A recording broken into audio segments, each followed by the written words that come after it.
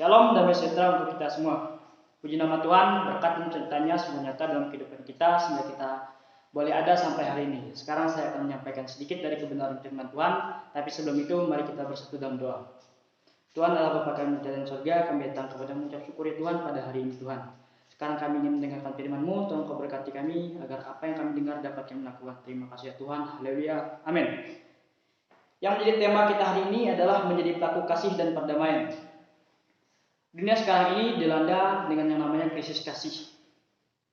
Krisis tersebut disebabkan oleh berbagai faktor. Salah satunya adalah banyak orang salah mengartikan apa itu kasih. Di dunia ini banyak sekali definisi kasih, dan itu semua menurut sudut pandang dari manusia sendiri. Dan kita saat ini akan membahas definisi kasih menurut sudut pandangnya Tuhan Yesus.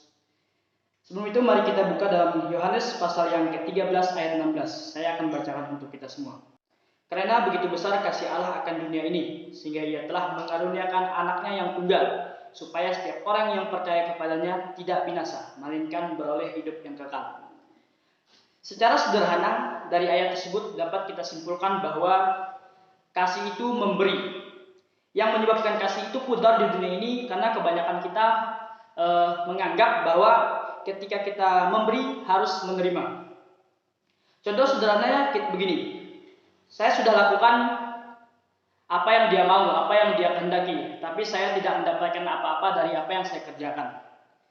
Sikap seperti ini menunjukkan bahwa kasih itu benar-benar sudah pudar. Ketika kita memberi, lakukanlah bagian kita, tidak kisah kita menuntut apa-apa. Tentunya lakukan seperti yang Tuhan katakan dalam Kolose pasal 3 ayat 23. Saya akan bacakan. Apapun juga yang kamu perbuat, perbuatlah dengan segenap hatimu, seperti untuk Tuhan dan bukan untuk manusia. Setelah kita memahami itu, lakukanlah bagian kita dan Tuhan akan melakukan bagiannya bagi kita. Mungkin yang menjadi pertanyaan sekarang adalah kasih itu memberi apa atau apa yang harus kita beri untuk mengasihi. Kita akan bahas contoh sederhana dari tindakan kasih yang nyata. Yang pertama adalah memberi waktu untuk orang yang kita kasihi. Waktu adalah berkat luar biasa yang Tuhan beri untuk kita. Ketika kita bilang aku mengasihi Tuhan, tentunya kita harus punya waktu untuk bisa berdoa, beribadah, ataupun melakukan kehendak Tuhan. Begitu juga sebaliknya, ketika kita bilang saya mengasihi sesama kita, seharusnya kita melakukan tindakan bahwa harus selalu ada bagi dia di saat apapun keadaan hidupnya. Yang kedua adalah memberi perhatian. Contoh sederhana dari memberi perhatian adalah kita saling membantu, saling peduli terhadap sesama kita, sebagai bentuk bahwa kita benar-benar mengasihinya.